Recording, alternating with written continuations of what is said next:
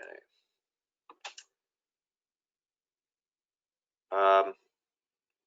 Good evening, everybody. I am just going to double check that we are recording this, so hold on one second.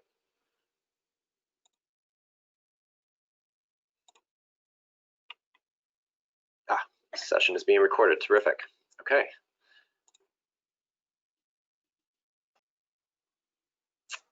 But let's see. Nope.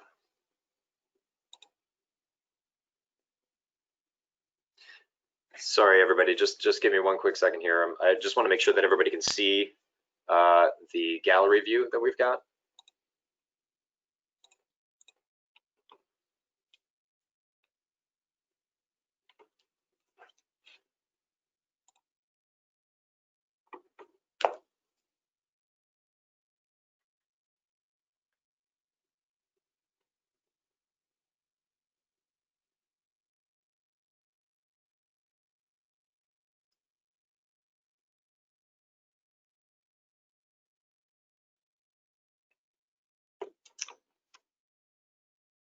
Trying to text anybody out there that I know is watching this, because I want to make sure that people can see. Actually, can anybody send in a chat? Anybody who's viewing this as an attendee, can you put into the chat that you can, or confirm for me that you can see the gallery view, please? And while we're doing that, let me. Oh, here comes. Okay. All right. Great. All right. So apparently, folks can see us. So thank you. This is a new one for me. As I've explained to some folks, I have been an attendee on GoToWebinar, but not an organizer. So please bear with me with the technology here. So good evening. My name is Paul Hesse. I'm the Community Development Coordinator for the City of Poughkeepsie. I've got okay. So the texts are pouring in that people can see us. So good. We've got attendees out there and they can see us. So that's good news. So Paul Hesse, City of Poughkeepsie, Community Development Coordinator, and I have been a part of the working group that has put together the application for the Dutchess County-Poughkeepsie Land Bank. And before the land bank has actually gotten staff hired, I'm going to kind of help do some of the administrative tasks, including setting up these meetings, and I will shepherd us through the agenda for this evening. And I think I want to kick things off. Board members, I'm going to kick things off similar to what we did when we had our meet and greet with the working group. I'm going to do this sort of as a roll call, and I'll ask you to just kind of introduce yourself briefly, who you are and who you are in the world, and this is really for the benefits, of course, of the members of the public. So let's kick it off with Angela DeFelice. Hi, Angela DeFelice. I am a resident of the City of Poughkeepsie and co-steward of the Hudson Valley Community Wealth Fund, which is a small loan fund that's supporting cooperatives and other democratically controlled enterprises in the Hudson Valley. I have a history in running small businesses and working in nonprofits and affordable housing. Great, thank you, Angela. Jacob Breckus. Hi, I'm Jacob Breckus. I am a longtime Dutchess County resident, currently in Beacon. I'm Vice President of POS Management. We run assisted living facilities, low-income and middle-income assisted living facilities, and do real estate development locally and outside of the county. And also the Executive Director of Pathways Community Support Services, which does transitional housing, and very excited to be a part of the group. Thank you. Owen Rafter. Good evening. My name is Owen Rafter. I'm the Commissioner of Planning and Development for Dutchess County and was part of the working group that put together the application for this land bank, and am very excited to start the process as the board now. And you're doing great, Paul. Thank you. Okay, Paul Kalogerakis. Paul Kalogerakis, lifelong Dutchess County resident. retired banker, and for the past 3 years, Director of Economic Development at the City of Poughkeepsie. I was also on the working group that put together the application, and I like land, so this is a good thing for me. Thank you. Heidi Seelbach. Good evening, Heidi Seelbach. I also like land a lot. I like the land bank. I'm currently the Commissioner of Finance for Dutchess County. I was also on the working group that got this going. Looking forward to working with this group of people to get a whole team together to, navigate these new processes that we're going to establish, and very excited to get going. Excited. Brian Martinez.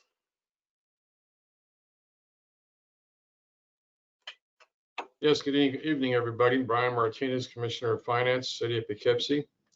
Also a proud resident of the City of Poughkeepsie. I too share everyone's excitement with getting things going here.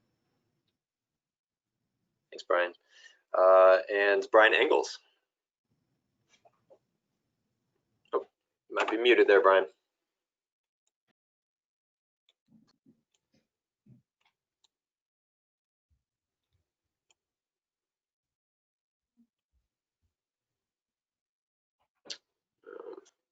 Shows that you're not muted now. We can't hear you though.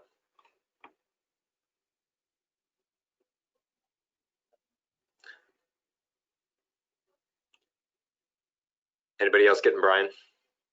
No? Okay. Sorry, Brian, we're not, maybe we'll come back to you here. Erica Lane. Hi guys, Erica Lane. I am the owner of Erica Lane Consulting. I've been doing not-for-profit accounting for 9 years, and I currently do virtual CFO for local not-for-profits. Thanks, Erica. One more time, I tried to unmute you and mute you, Brian Engels. Can you just try and say something right now? Yeah, sorry. Brian Engels, everybody. Brian Engels. Yes. Okay, great. So I wanted to provide a little bit of a, I guess, a staff update. For lack of a better term, I'll say that I'm staff here, and just mention that we have filed the incorporation papers. City Corp Counsel Paul Ackerman has filed those papers. Paul, we spoke earlier today. Sounds like we should be hearing from the state any day now about that, right? Yeah, that's correct. Okay, so in lieu of having the incorporation approved, I think what I'm going to suggest later in the agenda, we did contemplate, having a discussion about board positions, board officer positions, and what I might suggest we do. I was reading our draft bylaws here, and it seems like it might make more sense, or maybe is actually necessary for us to hold off on actually appointing board officers, and what I would suggest we do is if anyone of the board appointees is interested in serving in an officer position, send to me your a letter of interest, or just an email of interest, and what I can do for the prior to the next meeting, I can distribute that to the board members, and we can do this in sort of a more typical fashion where someone gets nominated of the pool. Someone nominates somebody, and that can be voted on by the board at the next meeting. That's my suggestion. This is your board. Does anybody have any other thoughts about that? I think that's I think that's a good. Mm-hmm. And Yeah, just to sounds good, clarify, Paul. Paul, we're talking chairman, vice chairman, treasurer, and secretary, correct? That was my reading of the bylaws. Correct. Yep. Right. And then, Paul, my understanding is that the bylaws don't really, go into detail on the nominating process, right? So could we agree as a board that anyone who submits an interest for any one of the 4 positions essentially is nominated, and then we can pass those nominations out to the rest of the board for a vote versus going through an additional nomination process. If that was directed, if you were asking Paul H about that? I'm suggesting that to the board. Let me say that. Yeah. Seems reasonable to me. Okay. I think it would be helpful to know in advance of the next meeting also who has nominated, who is up for those positions, to make sure that we have people for each role. Yep. Great. Okay. So that sounds good. The other thing I wanted to mention, because I had it listed here in our agenda, is the 501c3 status. I've discussed with Corporation Counsel Ackerman about filing this. I don't know if anybody's ever been through this or not with the IRS. IRS Form 1023 was going through it today. It is detailed, so we're going to work on it, and it may actually be a little bit too early for us to do this since we're not an incorporated body. So I'm going to, you know, I've registered with an account with the IRS so that I can take a little bit more of a closer look at the form, and I will do that on behalf of the board if that's okay with everyone. Good. Okay. Last thing I wanted to bring up is, as far as the staff update is concerned, I am investigating website options for us. As I said, I've had some folks already ask me, you know, where a recording of this might live. Ideally, it lives on a website, dedicated website for the land bank. We've gotten some great advice from Adam Zarenko, who I'm going to introduce in just a moment. He's one of the faces that you see here on the screen. I'm looking at things like Squarespace, which, you know, the particular package that I'm looking at would include a free year of, you know, Google Workspace, which I'm really, what I'm trying to do is figure out like a way that we can get email addresses for everybody, like, you know, separate specific email addresses for the land bank, as opposed to having to use your personal email addresses. And we'd like a place for documents to live. Google Workspace seems pretty cool because that will allow us to use Google Meet as opposed to this. You know, so it's one of the things that I'm investigating. But you know, if anybody's got any suggestions on anything else that they like using, and Erica, I'm looking at you. You may not know that, but I'm looking at you. If you've got suggestions or something that you've, you know, come across in the past that works out well, let me know. We can talk offline about it. Squarespace and WordPress are fine. Setting up you don't need Squarespace versus WordPress to set up like the Google accounts. You just get like you would get a corporate Google account and then have dedicate someone as the admin for that. They can issue the emails, and you can, as new people come in and new emails are desired, you can just kind of, it's super easy. And then I would actually suggest not using Google Sheets and Google Docs, but using Dropbox, because I find that it's more secure. And the edits in Google Sheets, so if we're writing over things, you know, you don't get that saved version. You know, someone can come in and rewrite, and you'd have to kind of go through the history to see where the edits were.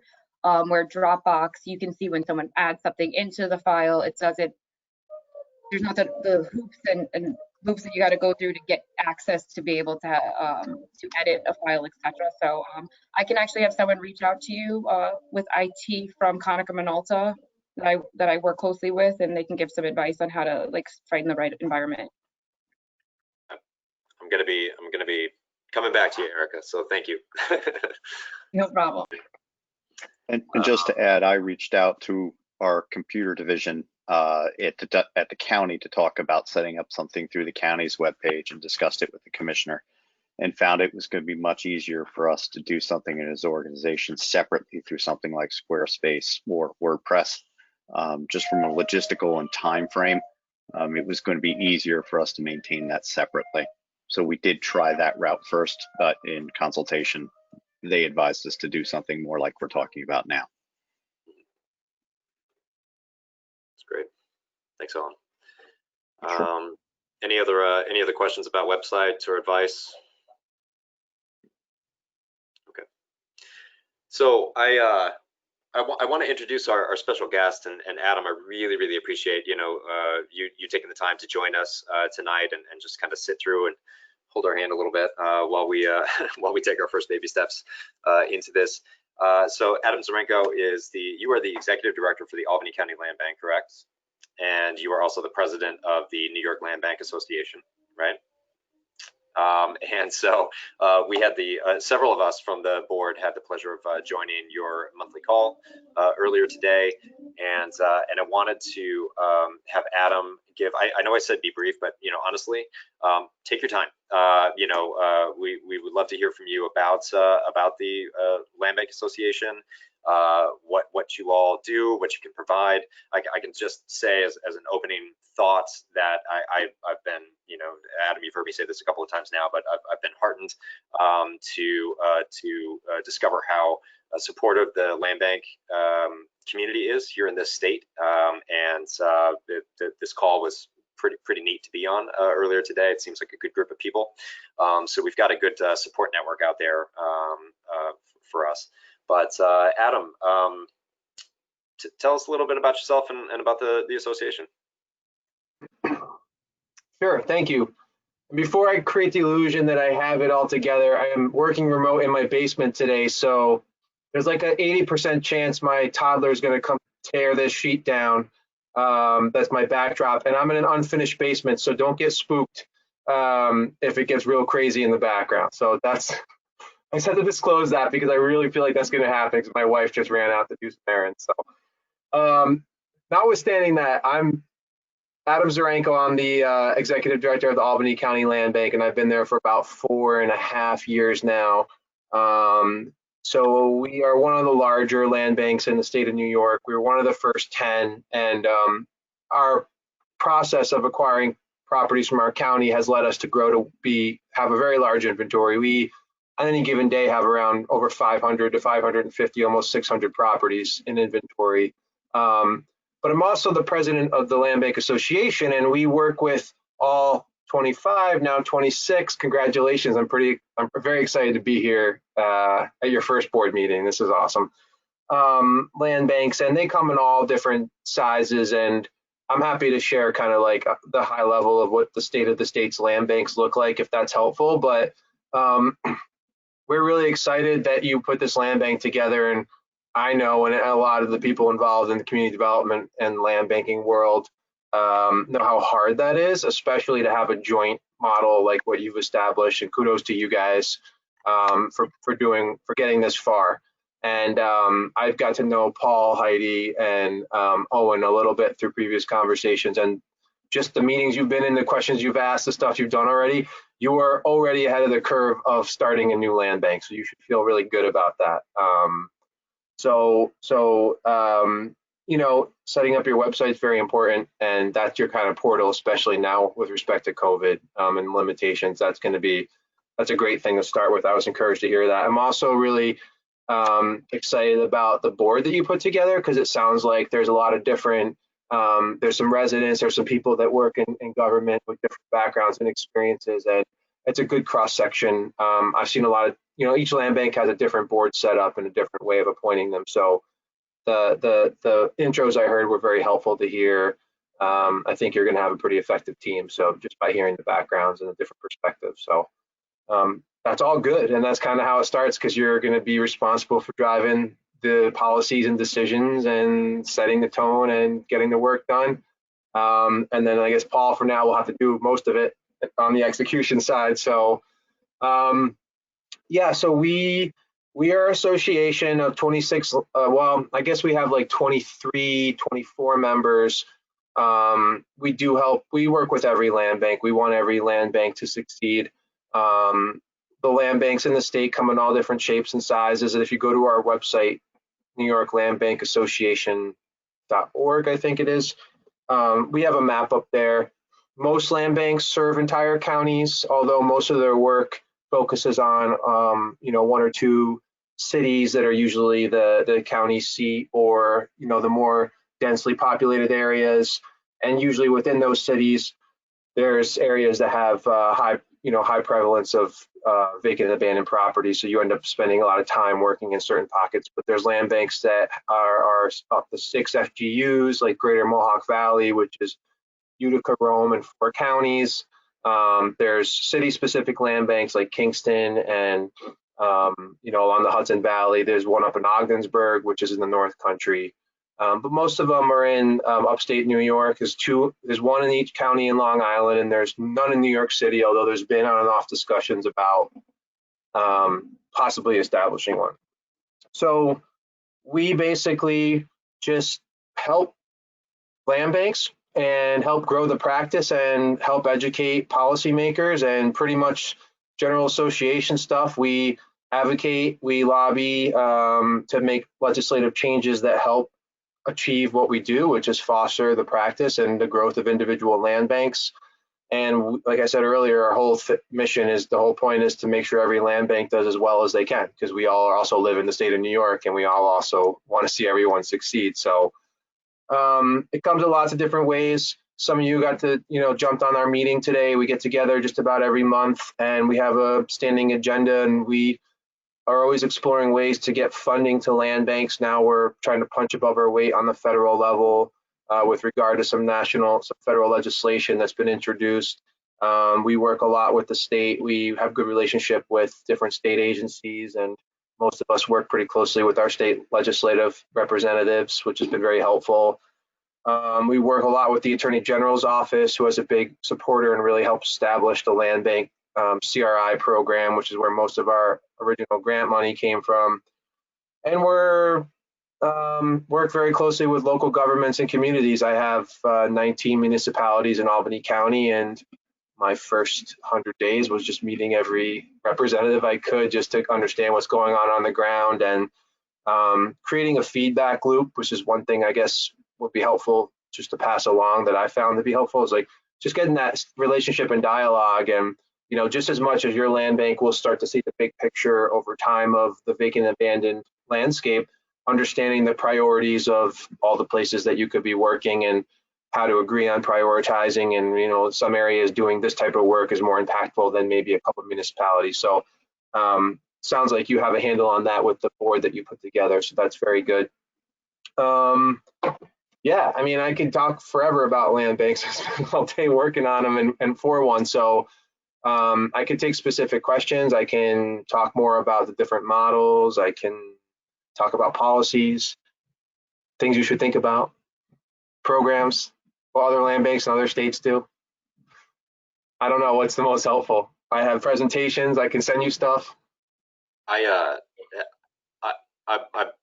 curious to hear what the rest of the board thinks, but in my opinion, I mean, things we should think about.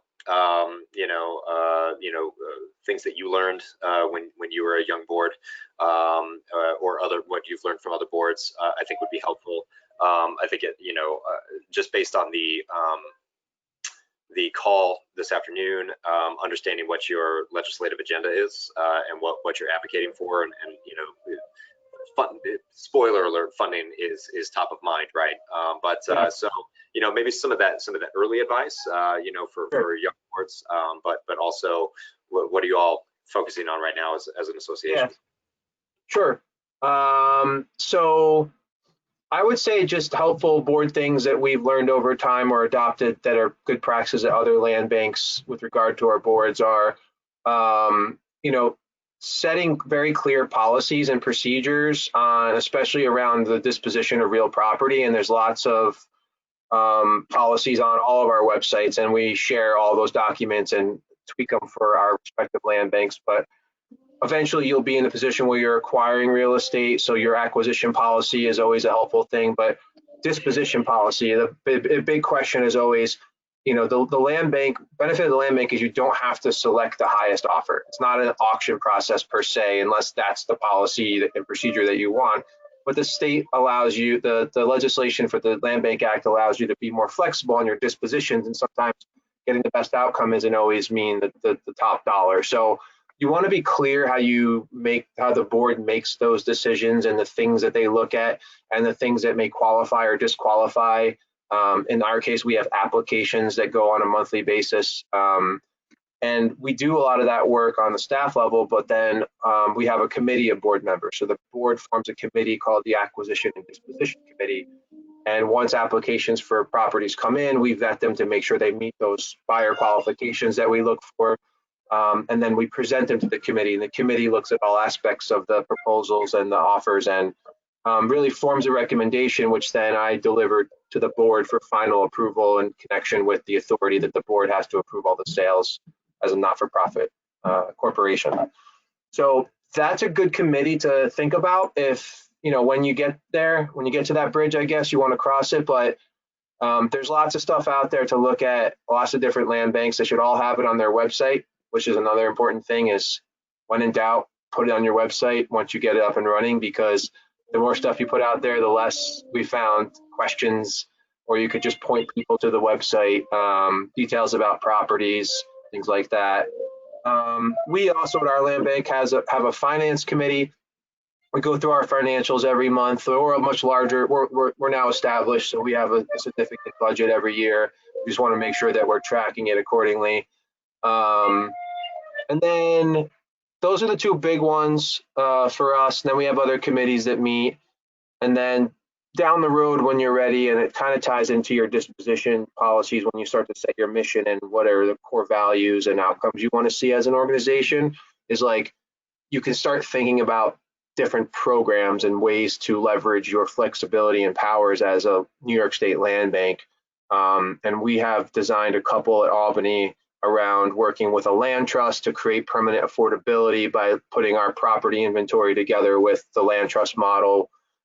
We also have one around creating more equity. We're focusing a lot more on racial justice opportunities, things like that. So we have a very large gap between black and white home ownership in Albany. It's like one of the worst in the country for cities our size. So we're just putting together all these different pieces and trying to find access to capital from CDFIs. And I know someone was saying that they work with lending and things like that. So you can tie in, you can leverage your powers and strengths to tie into your policies to achieve those goals that you'll be setting together as a body. And there's lots of things out there to look at. Like you don't have to reinvent it. They can get you started. So that's one of the things we try to just say as an association is like, just call us, just call someone if you're not sure. I mean, we try to be available and bounce ideas off each other and point you to, you know, the right resource. So yeah, those are things, those are kind of the first things I would start to think about is defining, you know, what you're trying to achieve and the outcomes you want, and then setting the pathway to get there, just like anything else, and then start to build from there. You're the 26th, so there's 25 other groups that have gone through this very same thing. So just, you know, you're doing it during COVID, so it's a little less envious, but I have never seen a board call go smoothly, by the way, so don't feel about muting and technical difficulties. We haven't had one done, and I just added it up. 54 board meetings so far since I've been here, and about many COVID remote ones, and so that's completely fine. You'll get through it.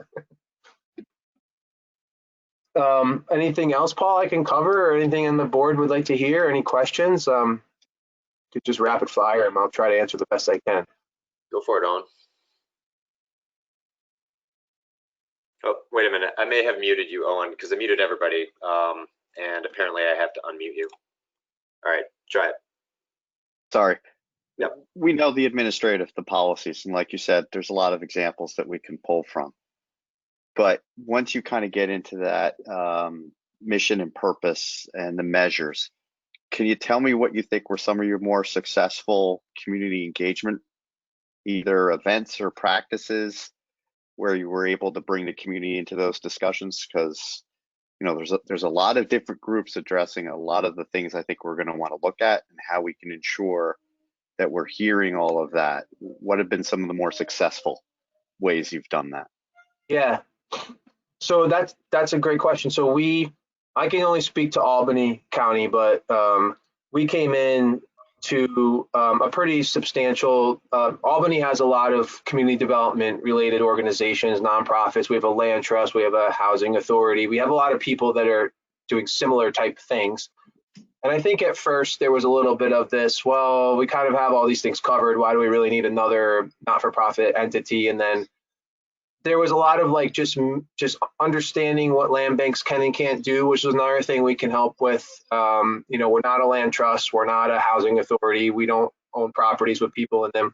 We really try to put ourselves at the community development table, not displace anyone from that table, but help make things possible with our powers in real estate that others are trying to accomplish anyway, using our authority and our position. So a lot of that involves community discussions, and we try to have those as much as possible. What I have found most effective is changing our model from, hey, you should come to a land bank thing. We're having a land bank thing. Come to this land bank thing. Come to this workshop. Come to this. This is pre-COVID, but whatever we're having. And going to and flipping that, right? And going to things that are happening in the community, and then having the land bank be part of that has been a lot more effective, because then people just come and ask questions, and they're already going maybe for something else, and they find you, and you can understand what's happening. And that could be anything from like a block party, or, you know, in Albany we have like festivals on the main streets, and, you know, I'm sure you have the same stuff in your neck of the woods. But that has been very effective. Also pre-COVID, and also helps you kind of get that two-way dialogue. People will just come and start telling you about vacant properties. Everyone knows the vacant properties in their neighborhood, and you can find out a lot about the history of properties or what's really going on just by talking to the neighbors, we found. The other part is just making sure that you are still having yourself accessible. So we had these standing before COVID. We have these things called community roundtables, where we would just make our staff available one night a month, and people could just come talk. And we would go to different municipalities because we're countywide, and people could just come, you know, get anything from application help to pepper us with questions, just hang out and talk about, you know, planning. We might showcase a policy and workshop it, or a new concept. We tried to launch those. Those started to be pretty effective, but then, you know, COVID has really limited what we can do for that. We tried doing some virtual, and there's just not a whole lot of interest on jumping into a roundtable. Everyone's so zoomed out on, like, you know, all those types of sessions. So those have been two kind of things that we've evolved over time to learn, have been pretty effective outreach. And then to listen a lot too, to what's going on in the community, and, you know, talking to elected officials. Same thing you do for, you know, most of your day jobs. Thank you. Any other questions from the board? Jacob, hold on one second. Let me just make sure I unmute you here.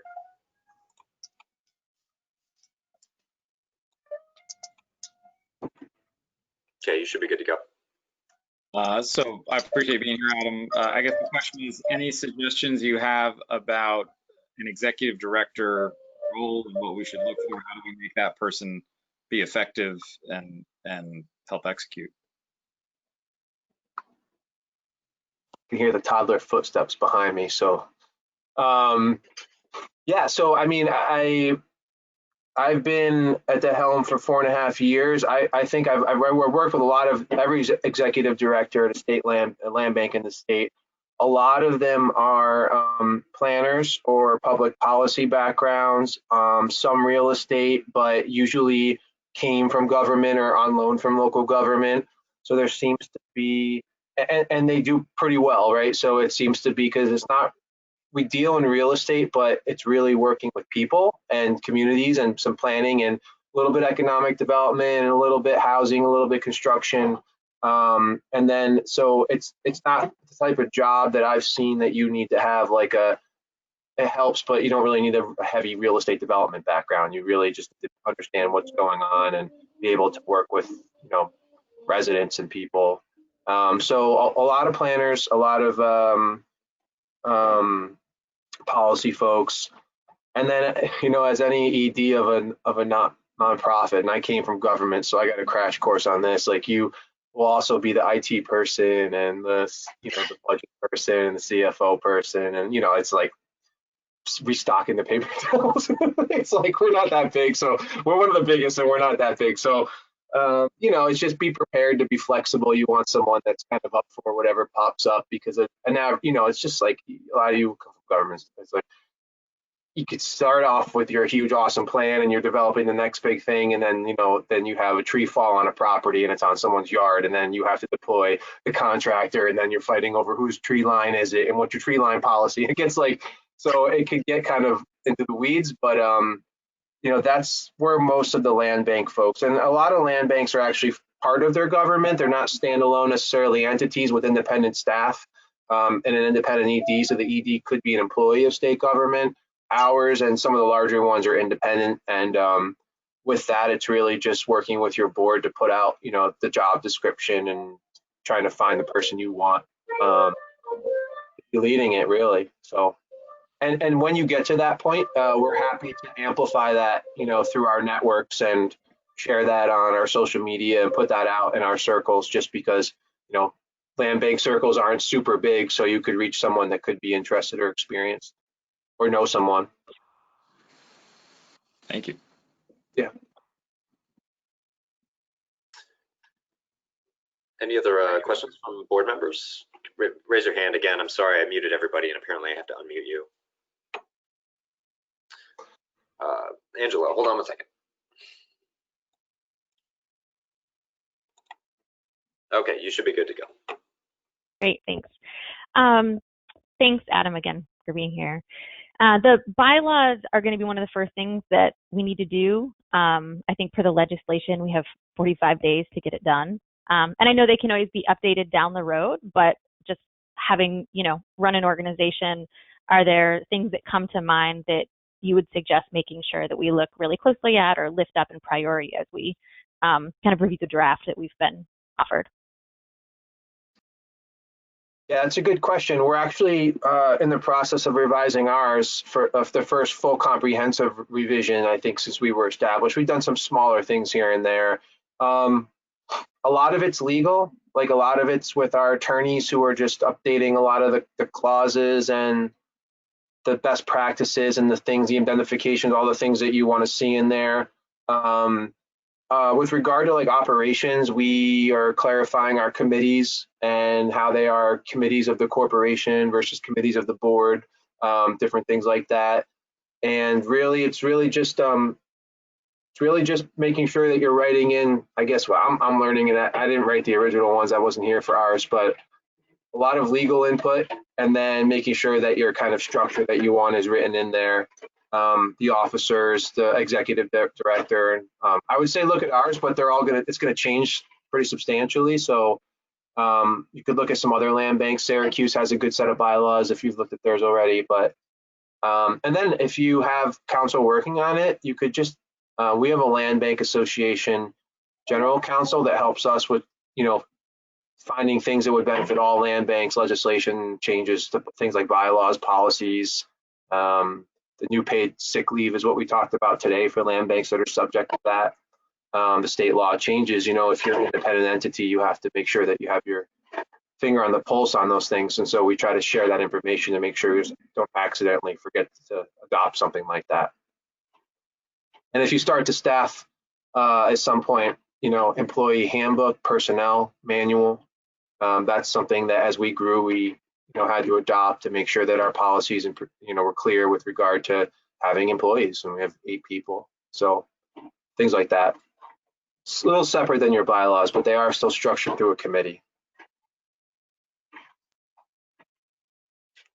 Adam, thanks for that. And you remind me that on a previous call that we had maybe a couple of weeks ago, you suggested that maybe we get our councils together.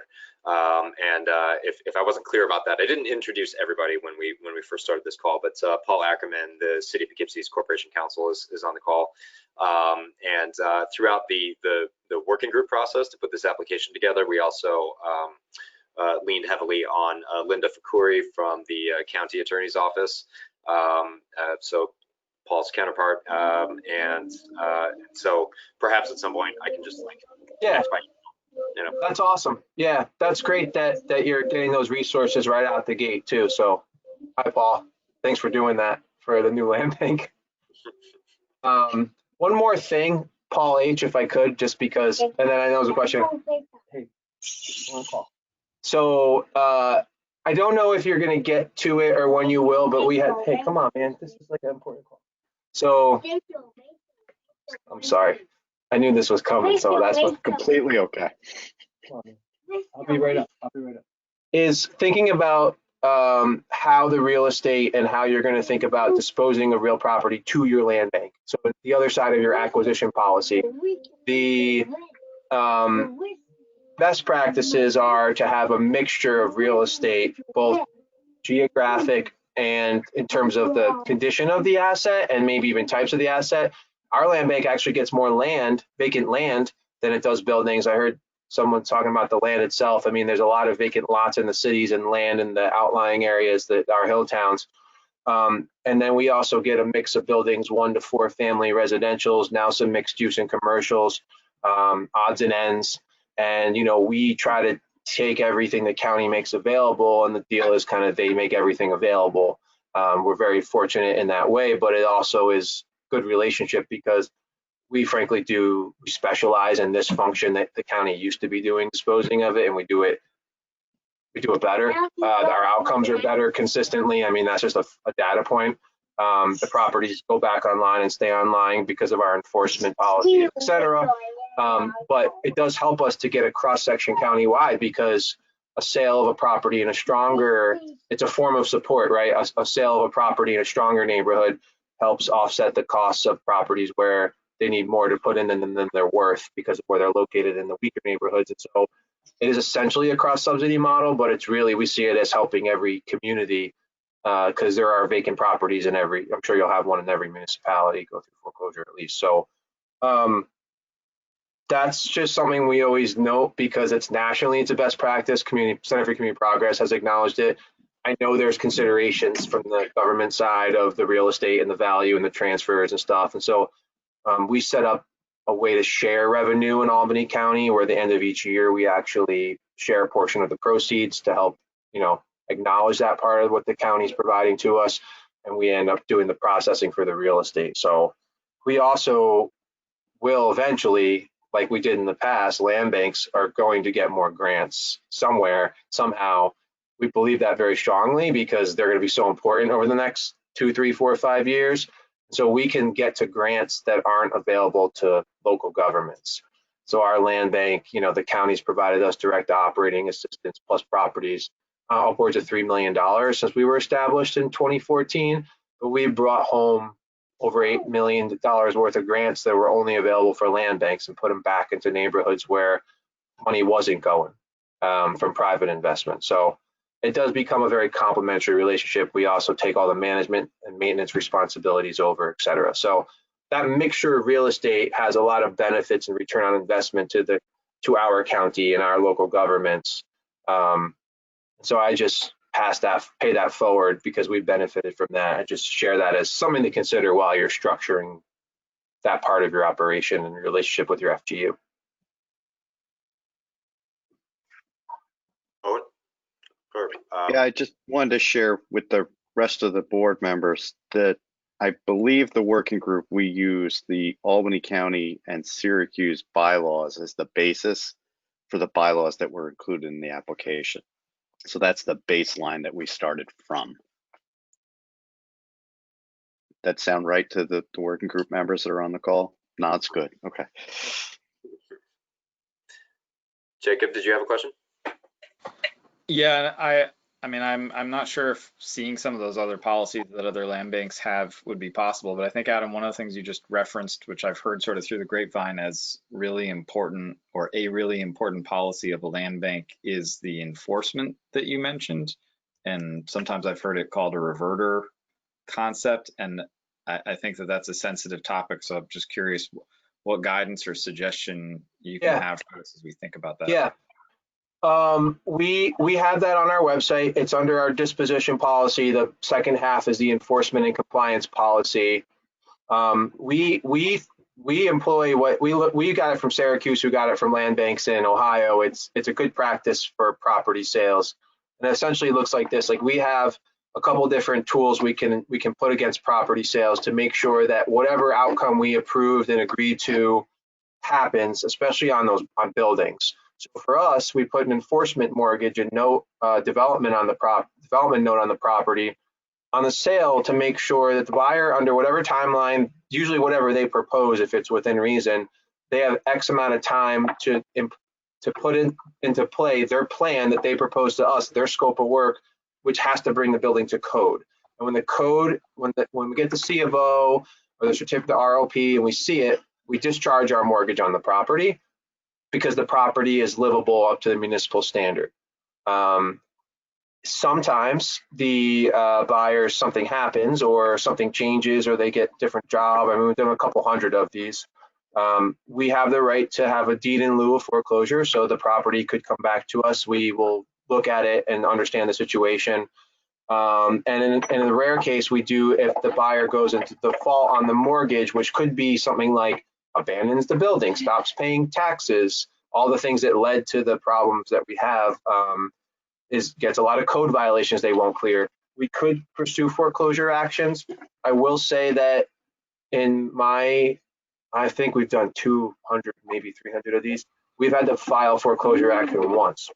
And that's because, and then they deed in lieu of back the building. And that's because we have an application and a vetting process that is very clear, that's why I went back, that's why I said that from the outset. Decision making, the buyer qualifications, and then we have these notes. The buyer has to do that thinking before the property sale closes. They have to understand, they have to go in the building and see it before they can buy it, and we'll accept an offer. Just the things that used to happen, like, oh, I'll buy it at auction and then hope, I'll fix it up and get wealthy. And you don't get rich off tax foreclosed vacant properties. You can build wealth, but you can't, it's very hard when they've been vacant for 20 years to make it work that easily. So it's really been a helpful tool. A lot of people accept it. It's not negotiable on building sales, and it's all disclosed, and we really have had a good experience with it, honestly. We do put deed reverters and things too, especially if there's a outcome we want to see on sales, or we don't want properties to be sold to one person that we wouldn't sell to and then a quick flip, things like that. But we try to be strategic about different enforcement things. We don't just blanket throw it on everything. It really is sale by sale. It's something that separates, another thing that separates land banks from traditional approaches to disposing of tax foreclosed property. We do that work, and the numbers speak for themselves. Is frankly what I say. People get the projects done. They need more time. They can call us. We have a committee that looks at extensions. We try very hard to ultimately never see the property again. It would be flexible, but if someone disappears or decides, for whatever reason, the property's tethered to the land bank. It doesn't go back into that 4 to 10 year cycle of blight and decay. It's definitely something to consider and a good practice. A lot of land banks do it in New York. That's all on our website too. And you can call me if you have more questions, Paul, on it, or Jacob. Thank you. Actually, can I ask a follow-up? Yeah. Is the committee, in the event that there is a problem, I love the idea that you're doing a vetting process to try and find not just the highest bidder, but the group or the person that's going to meet the goal. So in the event that there's a problem, is it the same committee in Albany that did the vetting process that then works with that person to try and solve it? Or do you have a totally separate committee to do that? No, there are some of the members on the sales committee are also on the enforcement committee, but it's not. You could be on either.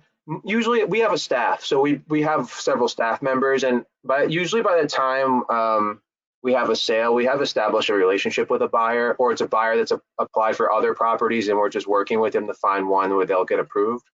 So usually we can handle it on the staff level and just work through it. Like sometimes tools get stolen, things like that. But when we have to have a decision point that's kind of above my authority, we'll present it to the committee, and it's a committee that's convened as needed. I think it meets maybe every 2 months, if that. And a lot of the stuff is just subordinating the mortgage because financing came in. At that point, if a bank comes in and finances it, we'll subordinate because the bank's going to make sure the property is done. And minor things here to there. So yeah, you could have the same people on the committee, and it does help because they remember the sale and the buyer. And like I said, usually we can work it out. That's great. Thank you. Yeah, no problem. Any other questions for Adam?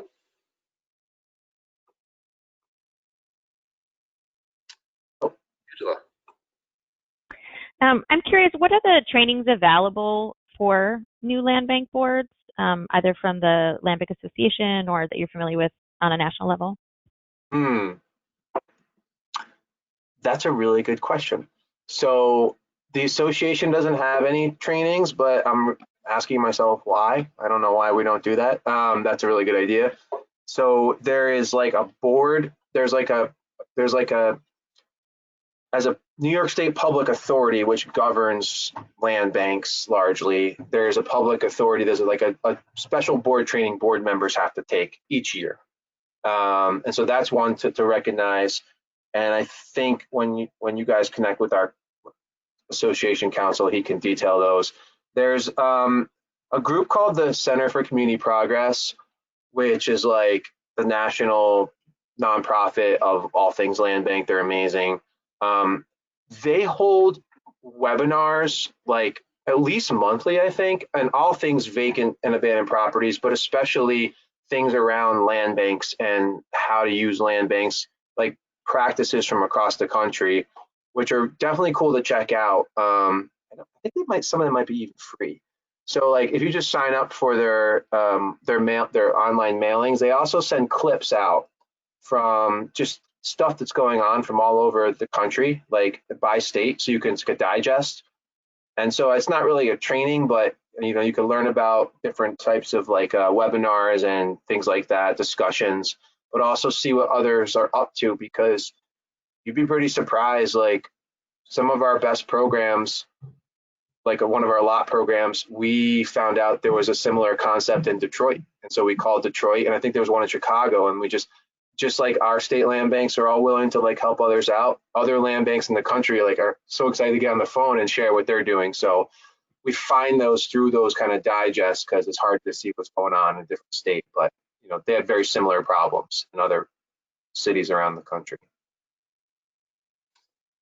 So, I just as a follow up to that, I'd be happy to, at the very least, I mean, I get the emails from Center for Community Progress. I can forward out anything that looks pertinent to this group, and I'd also volunteer to kind of search out training opportunities and guidebooks and just good resources, and forward that out to the board. So I can do that for you. Great question. Yeah, because you're also a 501c3 nonprofit board, so I think there's trainings that are just specific to that world. And on top of that, you have the officers of a public authority training, and then there's land bank specific practices and training. So there's all type. You could take a training every week, probably. That sounds like fun, right, everybody? Okay. Final questions?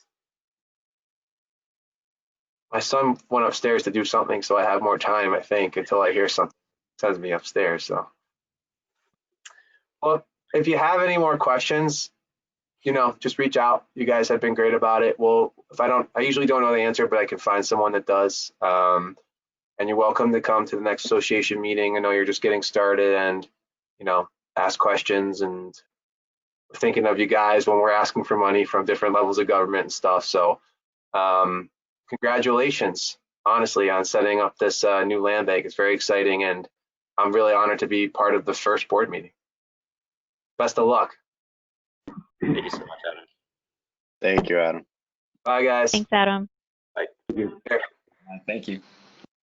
Paul? So just a couple of extra things here that I wanted to bring up, one of which is the frequency of our meetings.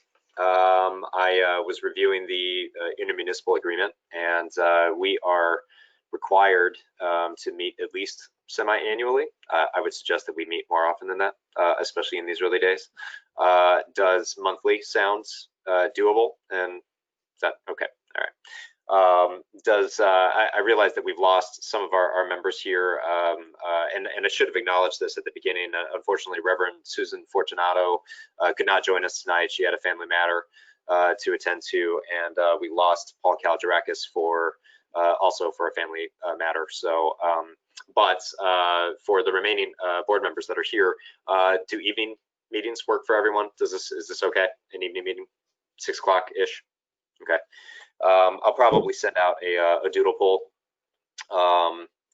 to figure out our next meeting date, and maybe is there a day that works better? I know everybody's got stuff going on. Is there at all a day that we can, an evening that works best for anybody, or that doesn't work anyway? No. Okay. All right. I can't do the third Monday.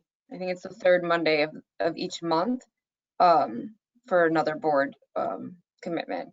I would suggest that as we're deciding what our monthly schedule, it should be the same date each month. So we get used to having a flow and just committing to that time and having that block. I would also highly suggest that we try to not limit ourselves to an hour. I know we have other things in our life that we need to focus on, but when we try to just summarize everything, especially in the early stages, we don't give ourselves enough time to like brainstorm and have detailed conversations and kind of go over the different flows that we need to, and then we can kind of streamline into a normal process where we could potentially finish a meeting in 45 minutes. Does that sound good to everybody? Yeah. I'm also curious, I assume at some point we'll split out, we'll have committees or even just initial working group committees, and that maybe those will be meeting in between to get work done. Can anybody speak to how that relates to open meetings law? I mean, I know that these meetings need to be public, but what about committee meetings or kind of subgroups, and how we need to think about that moving forward? I don't know the legal standpoint. I was going to say, I don't know the legal standpoint, and Paul, you can totally correct me if I'm wrong, but typically the committees would meet, have the private discussion, and then share a summary and their professional opinion at the open meeting. Hold on.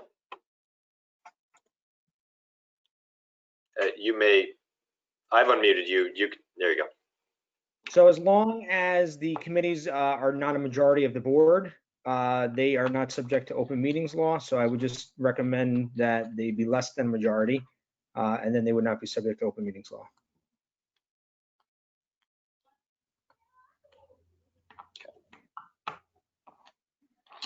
Unless they want to be, then they can just do it public also.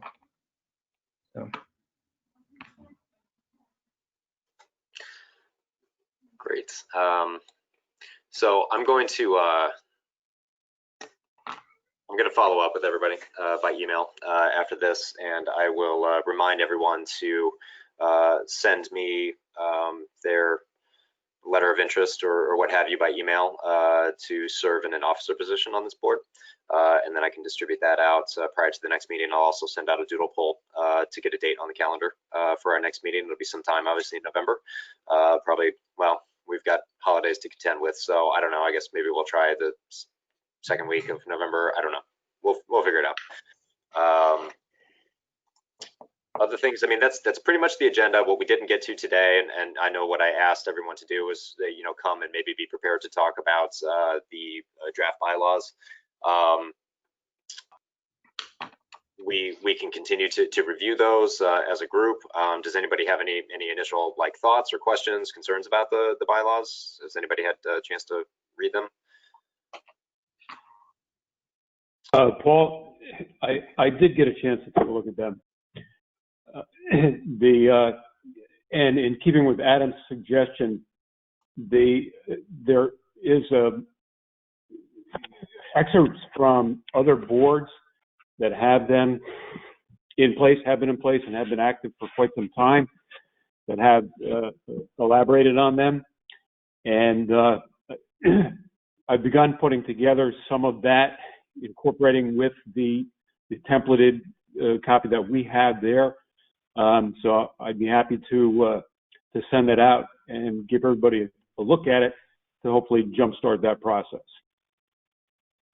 That's really helpful. Thanks, Brian. And by the way, we can hear you. Who are you, Brian? Tell us who you are. Hi, I'm a City of Poughkeepsie resident for close to 30 years. I'm a real estate broker in the area. Was tapped to join in here, I believe, because of my years of experience in dealing with real estate development, and so forth. And I'm hoping to give as much as I'm going to learn in the process of working with a quasi-government agency. Great. Thanks, Brian. And terrific if you would share whatever research you've come up with. And Paul Ackerman, correct me if I'm wrong, but I mean, it was either Syracuse or Albany. I mean, that was the basis. Do you remember? So yeah, I mean, it was a little bit of both. It was also some best practices from the association. Parts of it are from Newburgh. So I think a lot of it was from Syracuse, and then tweaked with some other municipalities. The disposition policy is not from New York State. It's from, I believe, a separate land bank. So a little bit of everything, but I think the base of it was really Syracuse. Yeah. Okay. Yeah. Okay. Owen? I tried to put in the chat. A link to the community progress resources page, which has some of the training that Adam talked about. I don't know if everyone can see that or not. I can see it, and Erica, you see it too, right? So this is, I can send this out. I've got this pulled up, so I'll send this out as a follow-up email to everybody.